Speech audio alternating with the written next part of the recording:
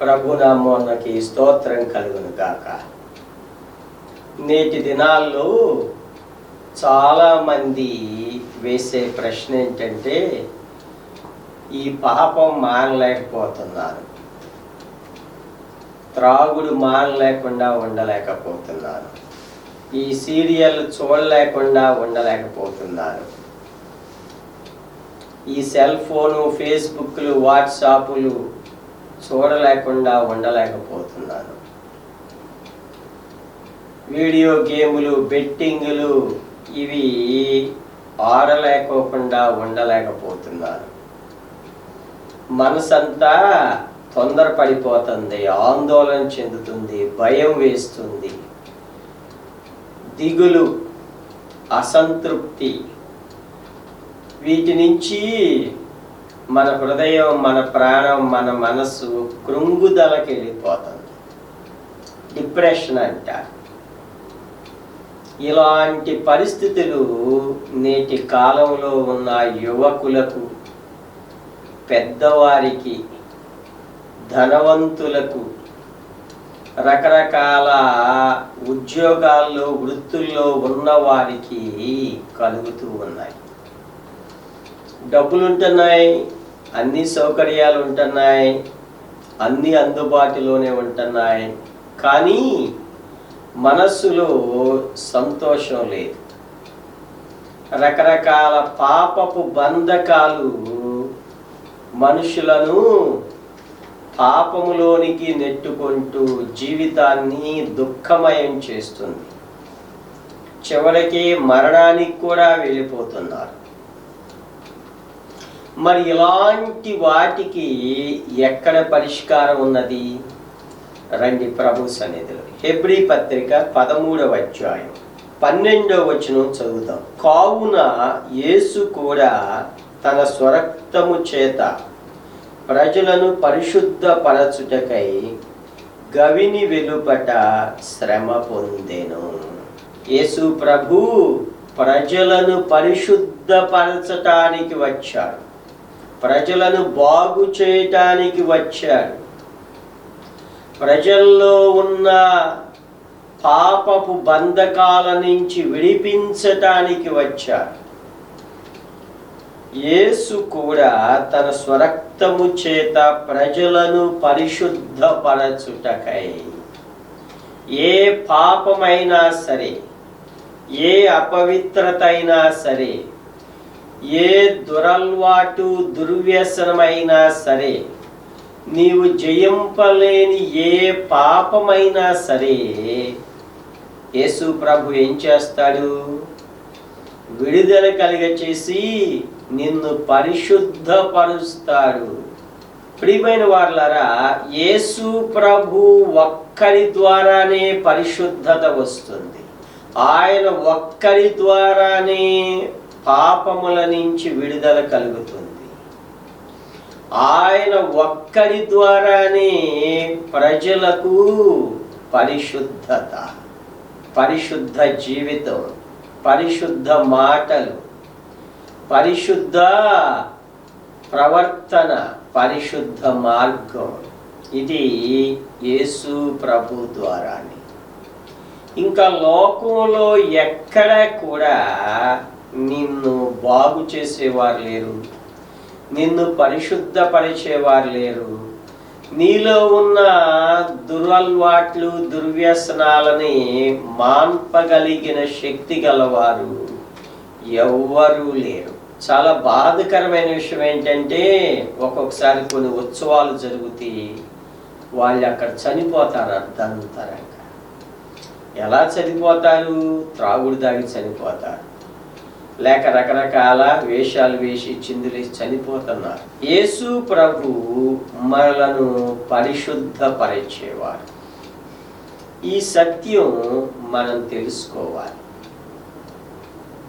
ఏమంటున్నాడు ఇక్కడ? కావున యేసు ప్రభు. ఎవరు ఈయన? ఎలా బాగు చేస్తాడు అనంటే, ఎవరు యేసు ప్రభు? ఇదే హెబ్రీ పత్రిక 7వ అధ్యాయం 26వ వచనంలో చూడండి. పవిత్రుడు, నిర్దోషి, నిష్కల్మషుడు, పాపులలో చేరక ప్రత్యేకముగా ఉన్నవాడు. యేసు ప్రభు గురించి మాత్రమే ఈ మాటలు చెప్పబడ్డాయి. ఇంకా ఎవ్వరి గురించి ఈ మాటలు చెప్పలేదు. ఎవరు యేసు ప్రభు? సర్వాధికారి అయిన దేవుడే, మహోన్నతుడు దేవుడు ఆయన. అలాంటి దేవుడు ఈ లోకంలో మన కోసం ఎలా జీవించాడు? పవిత్రుడుగా జీవించాడు. ఈ లోకంలో పవిత్రుడుగా, నిర్దోషిగా, నిష్కల్మషుడుగా, పాపులలో చేరక, నాలో పాపమున్నదని మీలో ఎవడు స్థాపింపగలడని సవాలు చేసి చెప్పినవాడు ఒక్క యేసు ప్రభు మాత్రమే. ఇది మనం గ్రహించినట్లయితే మనం కూడా పరిశుద్ధులుగా మనం ఉండగలం. గమనించరా? ఆయన ఎలాంటి వాడు? పవిత్రుడు, నిర్దోషి అయిన దేవుడు.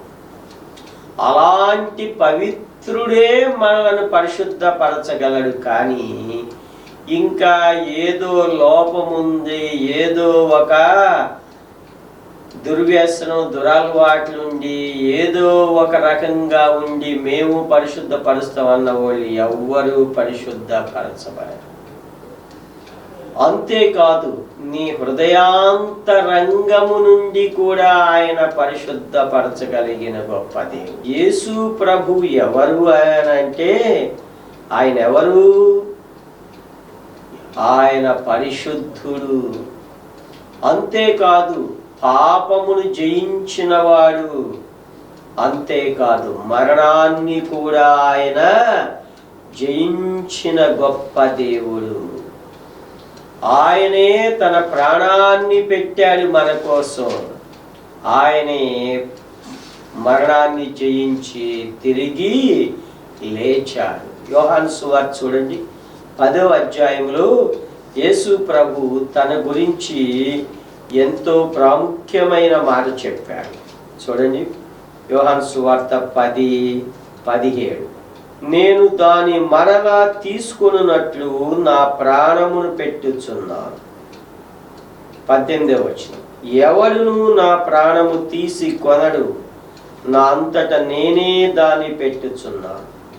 దాని పెట్టుటకు నాకు అధికారము కలదు, దాన్ని తిరిగి తీసుకొనుటకు అనగా పునరుద్ధానుడై లేచుటకు నాకు అధికారము కలదు.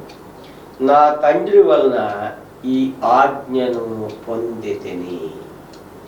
యేసు ప్రభు ఎవరు? ప్రాణాన్ని పెట్టి చనిపోవటానికి ఆయనకు అధికారం ఉన్నది. దాన్ని తిరిగి మరలా తీసుకొనటానికి కూడా ఆయనకు అధికారం ఉన్నది. అలాంటి దేవుడు మాత్రమే మన పాపములను తీసివేయగలడు. ఇంకెవ్వరు తీసివేయలేరు. ఇంకా ఏమిటి? కావున యేసు కూడా తన స్వరక్తము చేత పాపపు వెల ఎంత? ఆయన స్వరక్తం అంతే. పాపపు వెల ఎంత? దాన్ని ఎవ్వడూ వెలకట్టలేని అంత గొప్పది, భరింపలేని అంత గొప్పది. మన నీతిమంతులుగా తీర్చటానికి వచ్చాడు. మన పాపముల నుంచి మనకు విడుదల, విమోచన కలగటానికి వచ్చాడు. 4 విషయాలు ఉన్నాయి. యేసు ప్రభు రెండవది తన స్వరక్తం చేత ఆయన పరిశుద్ధపరిచాడు. 3వది గవిని వెలుపట శ్రమ పొందెను. ప్రభు మన కోసం ఆయన గవిని వెలుపట శ్రమ పొందిన దేవుడు. మన జీవితాలను మార్చడానికి వచ్చిన దేవుడు. చూడండి, యేసు ప్రభు పరిశుద్ధుడిగా ఈ లోకానికి వచ్చాడు. మనలను పరిశుద్ధులనుగా తీర్చాడు.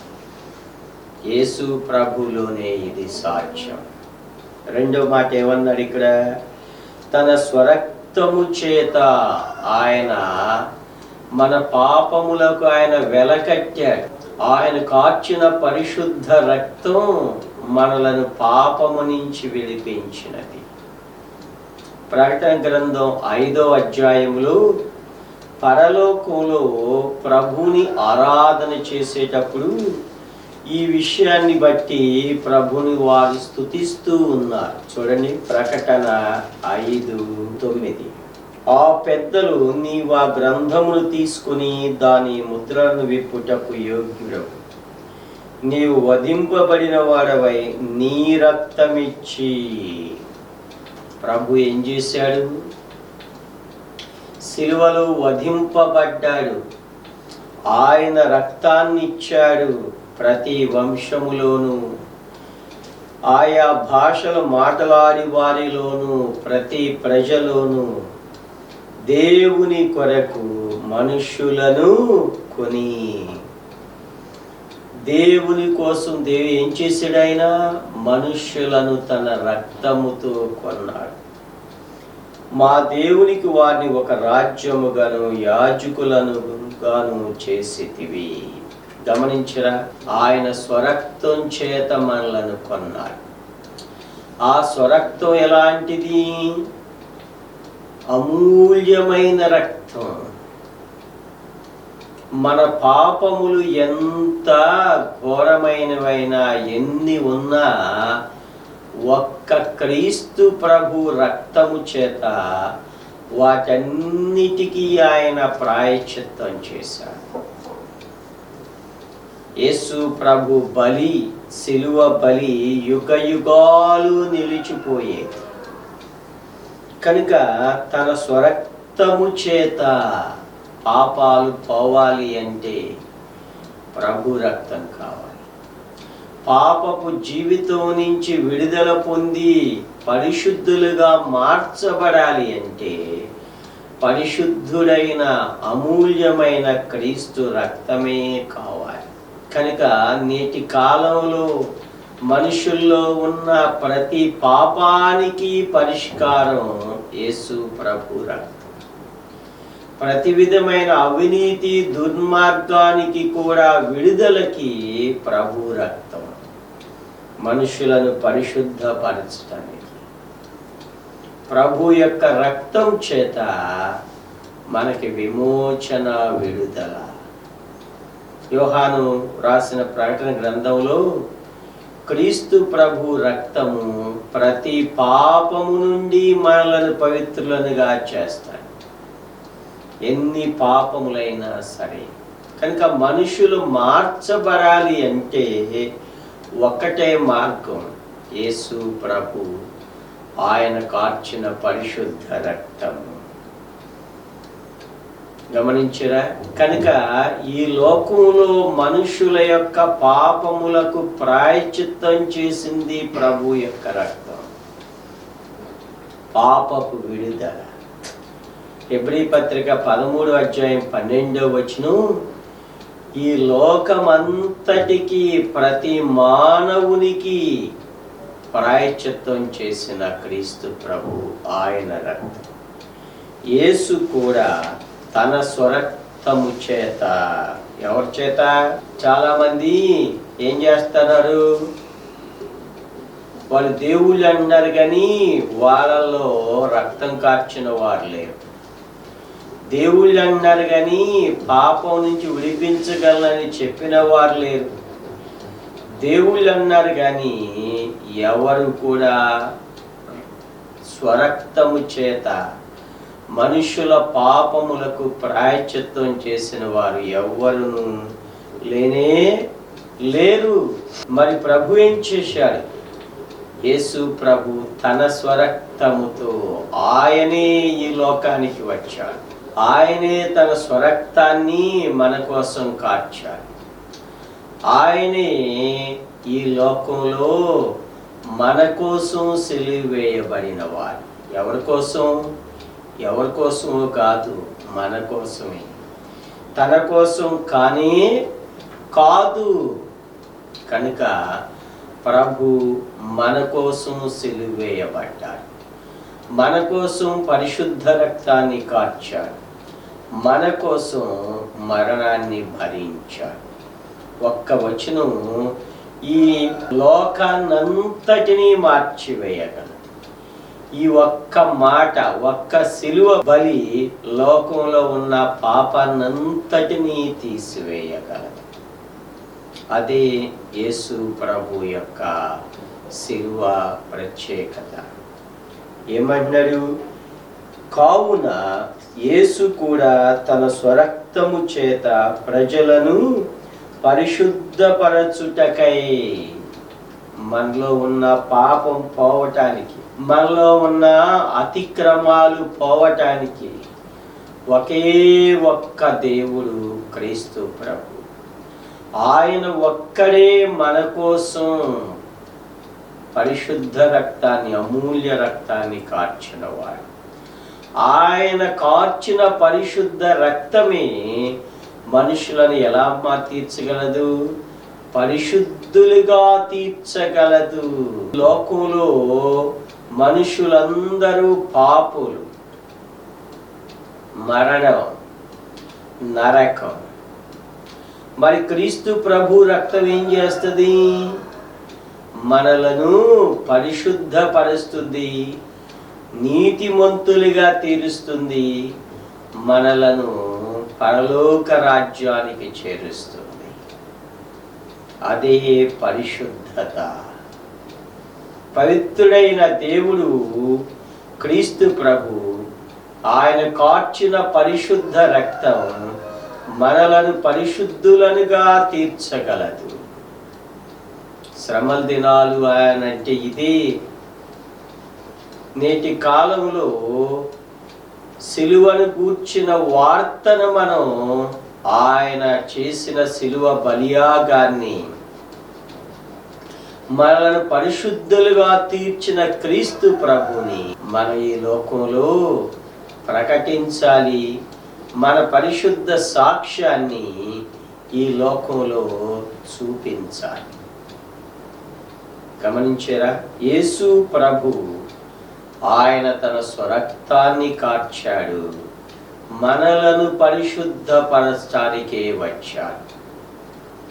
మన జీవితాలు మార్చటానికి ఆయన రక్తాన్ని కార్చాడు. మనలను ఈ లోకపు పాపపు బంధకాల నుంచి విడిపించటానికి వచ్చాడు. అలా పరిశుద్ధపరచుటకై గవిని వెలుపల శ్రమ పొందెను. ప్రభు ఏం చేశాడు? ఆయన వెలుపలకి వచ్చేసాడు. అనగా వెలుపలి అనగా ఆయన మన పాపములను భరించిన స్థలం. మనలను ఆయన తన స్వరక్తము చేత కడిగి పవిత్రపరిచిన స్థలం గవిని వెలుపట. గమనించారా? గొల్గొతా కొండ ఎక్కడ ఉన్నది? యెరూషలేము వెలుపట ఉన్నది. గవిని వెలుపట ఆయన శ్రమ పొందాడు, ఈడ్వబడ్డాడు, నిందల పాలయ్యాడు, అవమానపరచబడ్డాడు. ప్రభు కార్చిన పరిశుద్ధ రక్తం ఈ భూమిని, ఈ సృష్టిని, ఈ పాపులను అందరినీ విమోచన కలుగచేసింది, విడుదల కలుగచేసింది. గమనించారా? ప్రభు యొక్క పరిశుద్ధ రక్తం ద్వారానే ఈ సృష్టికి కూడా విమోచన రాబోతూ ఉన్నది. ఎందుకు ఈ మాట చెప్తున్నాం? చూడండి, రోమా పత్రిక 8వ అధ్యాయంలో ఈ సృష్టి కూడా విమోచన కోసం, విడుదల కోసం ఎదురు చూస్తూ ఉన్నది. చూడండి, రోమా 8:22. సృష్టి యావత్తు ఇదివరకు ఏకగ్రీవముగా మూలుగుచు ప్రసవ వేదన పడుచున్నదని ఎరుగుదుము. గమనించరా? సృష్టి ఏం చేస్తుంది? ప్రసవ వేదన పడుచున్నది, మూలుగుచున్నది. ఈ సృష్టికి కూడా విమోచన ఉన్నది. ఈ సృష్టిని దేవుడు తీసివేసి నూతన సృష్టిగా చేస్తాడు. ఇదంతా మన రక్షణ నుంచి ప్రారంభమవుతుంది. ఆయన కార్చిన పరిశుద్ధ రక్తము నుంచి విమోచన, మానవులను విమోచించే దేవుడు. అంతేకాదు, ఇంకేంటి, సృష్టిని విమోచించే దేవుడు. అంతేకాదు, ఈ యొక్క పాత జీవితాన్నంతటి నుంచి విమోచించే దేవుడు. కనుక ప్రభు యొక్క విమోచన ఆయన శిలువ మరణము నుంచి ప్రారంభమైనది. సృష్టిని కూడా ఆయన విమోచిస్తాడు. గమనించారా? కనుక నేటి కాలంలో మనుషులు విడుదల పొందాలి. ఆ తరువాత పాపము నుంచి ప్రభు విడుదల కలిగచేసి మనల్ని పరిశుద్ధపరుస్తాడు. ఆ తరువాత సృష్టిని కూడా ఆయన పరిశుద్ధ పరుస్తాడు. సృష్టిని విమోచిస్తాడు, మనల్ని విమోచిస్తాడు. కనుక ఈ లోకంలో పాపపు జీవితానికి ప్రాయశ్చిత్తం చేసినది ప్రభు యొక్క రక్తం. ఆయన స్వరక్తము. తర్వాత మనల్ని పరిశుద్ధపరచటానికి ఆయన గవిని వెలుపట.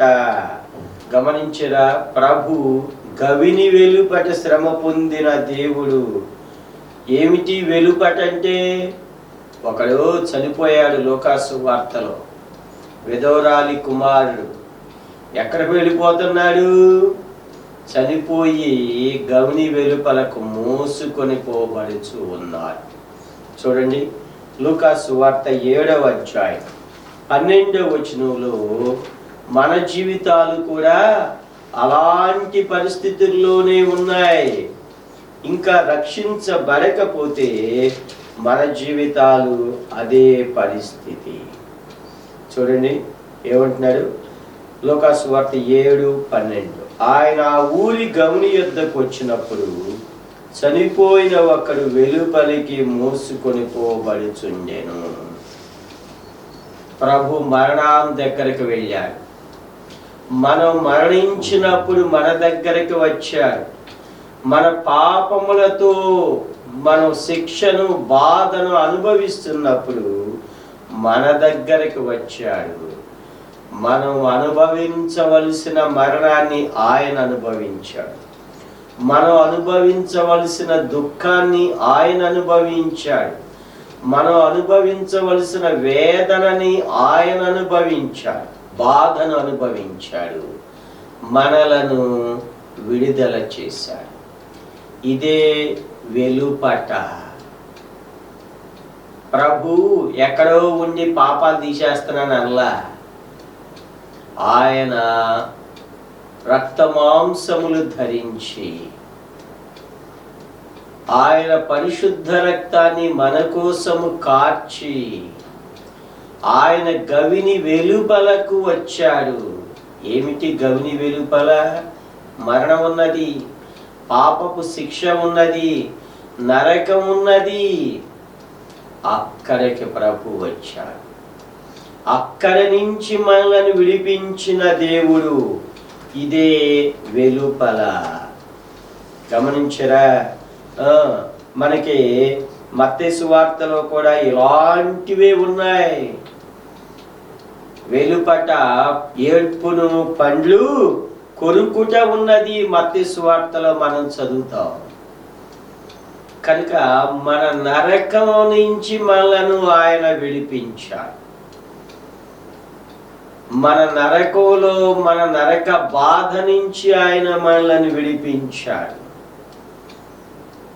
ప్రకటన గ్రంథంలో ఒక మాట ఉన్నది చూడండి. ప్రకటన 22:15లో ఒక మాట ఉన్నది. ఏమంటున్నాడు చూడండి. కుక్కలను, మాంత్రికులను, వ్యభిచారులను, నరహంతకులను, విగ్రహారాధికులను, అబద్ధమును ప్రేమించి జరిగించు ప్రతి వారును వెలుపట నుందురు. ఏంటి వెలుపట అంటే? నరకం.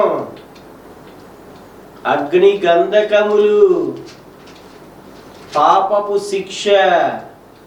మరి ఇలాంటి పరిస్థితి నుంచి దేవుడు మనలను విడిపించాడు. అదే వెలుపటనగా. ఇంకొక మాట చెప్పాలి అంటే, నీవు అనుభవించవలసిన నరకాన్ని ఆయన అనుభవించాడు, నీ పాపపు శిక్షను ఆయన అనుభవించాడు. ఆయన నీ పాపపు శిక్షను అనుభవించి నిన్ను విడుదల చేశాడు, నిన్ను పరలోక రాజ్యానికి చేర్చాడు.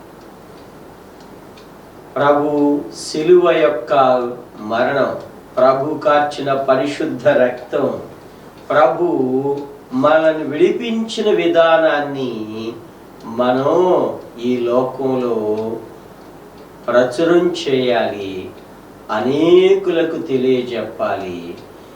ఆయన శిలువ మరణానికి మనందరం సాక్షులుగా ఉండాలి. ఇదే శ్రమల దినాలు పాటిస్తే ఎలాంటి అనుభవంలో మనందరం రావాలి.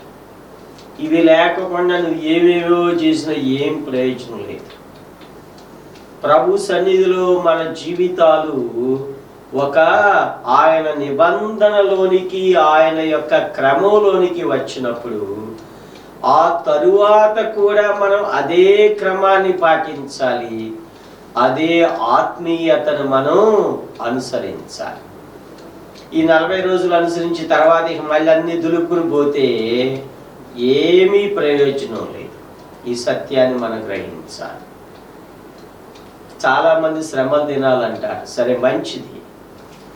ఆ తరువాత కూడా అదే అంకిత భావంతో, అదే ఆత్మ తీవ్రతతో, అదే ఆత్మ నడిపింపుతో ఉండటం, అది మనకు ఆశీర్వాదం. కనుక ప్రభు యొక్క శిలువను, ప్రభు యొక్క పరిశుద్ధ రక్తాన్ని, ప్రభు మనల్ని విడిపించిన విధానానికి మనందరంగా సాక్షులుగా ఉండి అనేకులను ప్రభు వద్దకు నడిపించాలి.